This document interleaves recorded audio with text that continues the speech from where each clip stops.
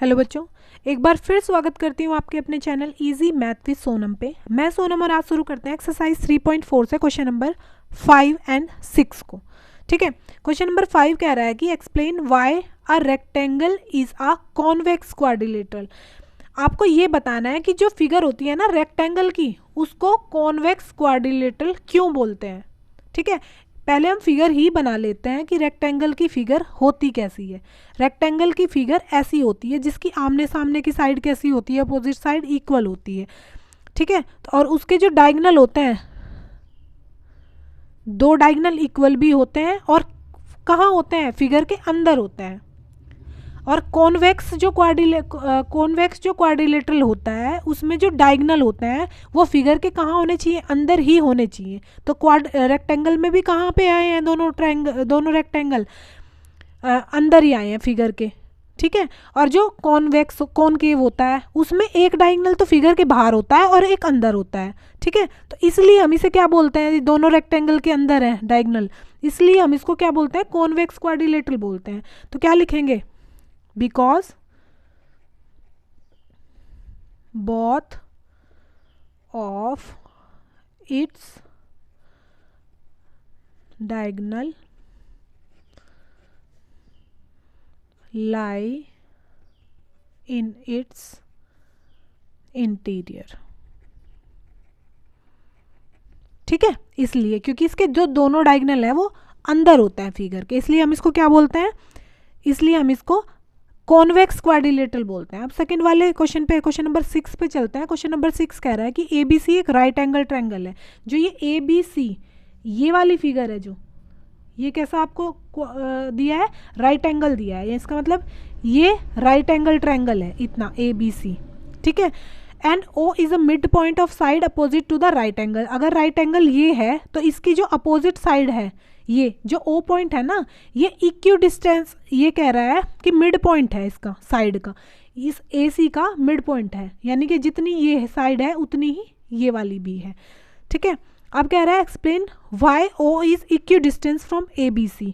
अब ये कह रहा है कि एक्सप्लेन करो कि जो ये O पॉइंट है ना वो इससे, B से और C से, ABC से सेम डिस्टेंस पे है, यानी कि जितनी डिस्टेंस AO की है उतनी ही डिस्टेंस BO की है, उतनी ही डिस्टेंस CO की है।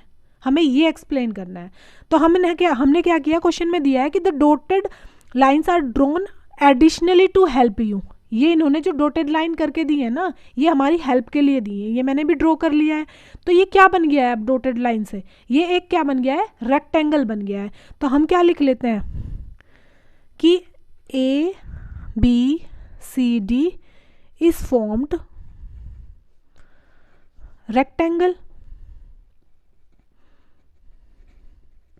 जब ये रेक्टेंगल हो गया तो इसके जो दोनों डायगोनल के लेंथ हैं वो भी तो इक्वल होंगी। हैंस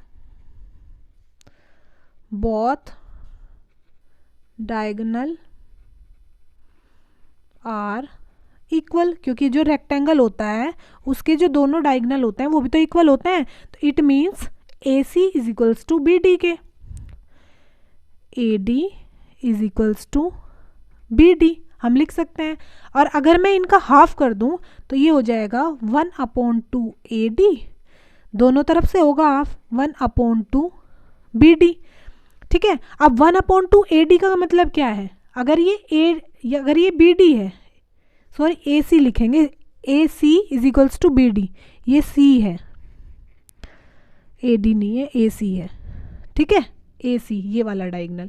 तो अगर मैं इसको हाफ करूंगी तो इसका मतलब इट मीन्स ये दो टुकड़ों में बट जाएगा, यानी कि हमें ये भी तो पता है ना कि अगर वो जो डायगोनल होते हैं दो बाइसेक्ट करते हैं तो इक्वली बाइसेक्ट करते हैं। बाइसेक्ट का मतलब होता है इक्वल पार्ट में डिवाइड हो जाते हैं।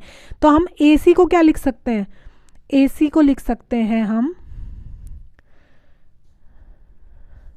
AO plus OC। और ये जो AO और OC हैं ये भी आपस में कैसे होंगे, इक्वल होंगे। AO is equals to OC के होगा यहाँ से। ठीक है, और जो ये BD है इसको हम क्या लिख सकते हैं, BO प्लस OD, इसको भी इसमें भी B O is equals to कैसा हो जाएगा, ओ डी के, क्योंकि ये बाइसेक्ट करते हैं।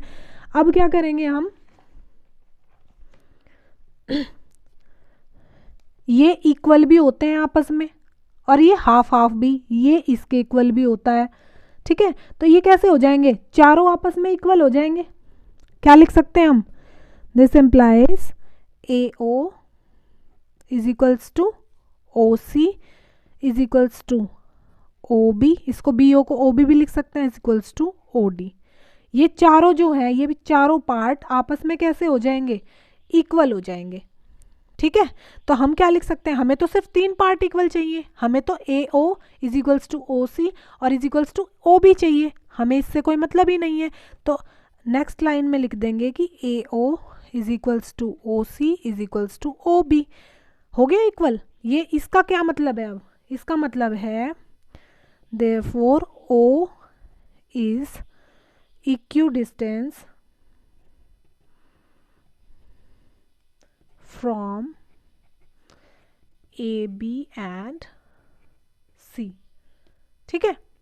तो क्या हो गया, ये इक्यू डिस्टेंस पे हो गया। आपको पता है कि ये एक रेक्टेंगल, दोबारा मैं बता देती हूँ, ये एक रेक्टेंगल बन गया अगर मैंने इसको डॉटेड पॉइंट को ज्वाइन कर दिया। तो रेक्टेंगल के क्या होते हैं, दोनों डायगोनल कैसे होते हैं, इक्वल होते हैं एक दूसरे के, मैंने रख दिए।